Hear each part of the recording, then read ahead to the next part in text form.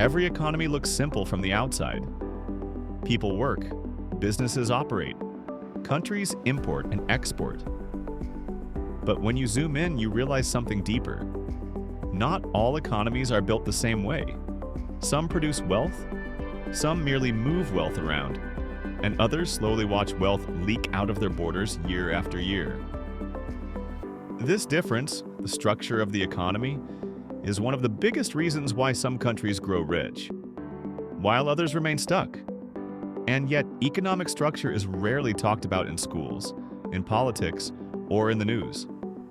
But it quietly shapes everything from salaries, to national development, to a country's ability to recover from crisis. So today we're going to break down exactly what economic structure is, why it matters, and how it determines whether a nation becomes wealthy or remains trapped in underdevelopment. And the easiest place to start is with a simple question. What does this country actually produce? Because the answer to that question, more than anything else, predicts the country's future. Let's begin. Most economies fall into one of three layers: primary, industrial, and advanced. The first layer is the primary economy. This is when a country relies mostly on raw materials: oil, cocoa, cotton, timber, gold, fish, rubber, minerals. Primary economies usually have two big problems. One, raw materials make very little money compared to finished products. And two, the prices of these raw materials rise and fall constantly, which makes the economy unstable. The second layer is the industrial economy. This is where countries turn raw materials into manufactured goods: electronics, clothing, cars, furniture, chemicals, machinery. Industrial economies are more stable, more productive, and much more profitable. And finally, there's the advanced economy. Countries that specialize in high-value services: finance, technology, insurance, logistics, research, and design. These economies earn the most money because they own the intellectual property, the branding, and the global distribution networks. Now, here's the important part. Wealthy nations gradually moved from raw materials to manufacturing to high-value services. Poor nations remained stuck exporting raw materials and importing everything else. This is the central divide in the global economy. If a country exports cocoa and imports chocolate, or exports crude oil and imports petrol, or exports cotton and imports clothing, it is structurally designed to remain poor. So the natural question becomes, why don't all countries simply industrialize or upgrade their structure? Well, the answer is complicated, but also surprisingly simple. Economic structure is hard to change because it depends on 5 critical ingredients. The first ingredient is infrastructure. Factories can't run without electricity. Products can't leave the country without ports. Workers can't reach industrial zones without roads. And investors won't come if the power goes out every 3 hours. Without good infrastructure, industrialization is like trying to cook a meal without a kitchen. The second ingredient is skills. Manufacturing doesn't just require labor. It requires skilled labor. Engineers, technicians, welders, machinists, quality controllers. Countries that fail to train these workers remain stuck importing other people's products. The third ingredient is capital. Building factories is expensive, training workers is expensive, upgrading technology is expensive. Many developing countries rely on short-term, high-interest capital, but building an economy requires patient, long-term investment. Without capital markets, development banks, and stable financing mechanisms, industries cannot grow.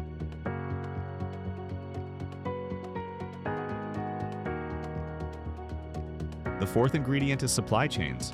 A single factory depends on dozens of suppliers: packaging, spare parts, maintenance, raw inputs, transport services. If even one link is missing, that factory becomes uncompetitive globally.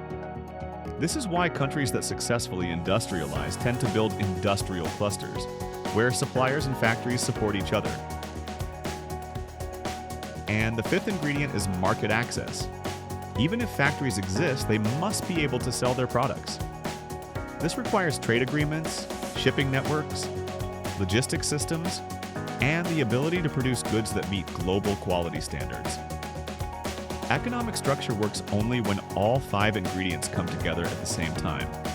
Miss one, and industrialization stalls. Miss two, and it collapses. This is why economic transformation doesn't happen instantly. It happens layer by layer, sector by sector. But when a country does manage to upgrade its structure, it experiences something close to an economic miracle. Manufacturing jobs appear, incomes rise, exports grow, tax revenue increases, infrastructure becomes easier to fund, and the economy becomes more stable and resilient. This is the path that many of today's wealthy nations followed. And it's also why development experts emphasize something called moving up the value chain. Moving up the value chain simply means earning more money for the same amount of effort.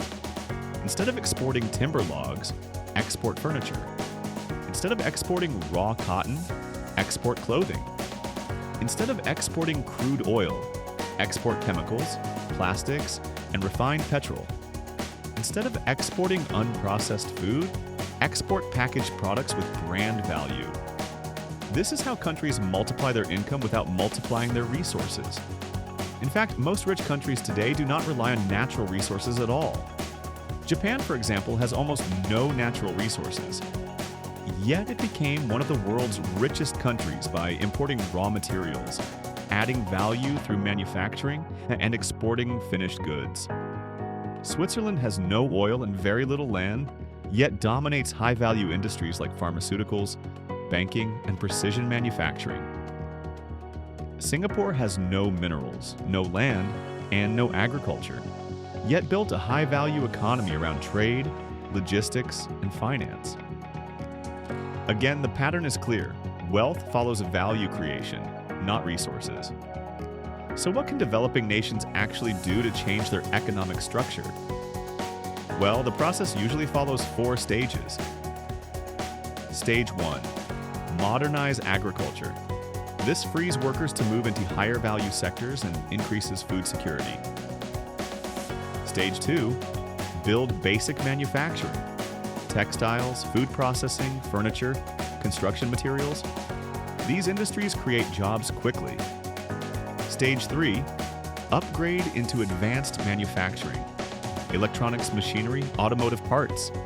Higher skill, higher wages, higher exports. Stage 4. Transition into high-value services. Finance, logistics, design, software, business services. These sectors anchor wealth in the long run. The most successful economies move through all 4 stages. Economies that stalled failed to complete the transition. So why does economic structure matter so much? Because it determines the kind of jobs people have, the salary levels they earn, the stability of the national economy, the quality of industries that develop, and the resilience of the country during crises. Economic structure is the skeleton of the economy. Everything else, one on politics, wages, inflation, stability, attaches itself to that skeleton. And the key lesson is this. Countries do not become rich by exporting what the world already has. They become rich by exporting what the world wants. Raw materials are everywhere, but manufactured goods, advanced services, and intellectual property are where real wealth is created. The structure of a nation's economy is the structure of its future. And whether a country climbs the economic ladder or remains stuck at the bottom depends on whether that structure becomes more productive, more innovative, and more valuable over time. Thanks for watching. If you enjoyed this explanation, feel free to leave a like. If you have thoughts or questions, leave a comment. We respond to as many as we can. And of course, if you'd like to see more videos like this, consider subscribing to the channel. We'll see you in the next one.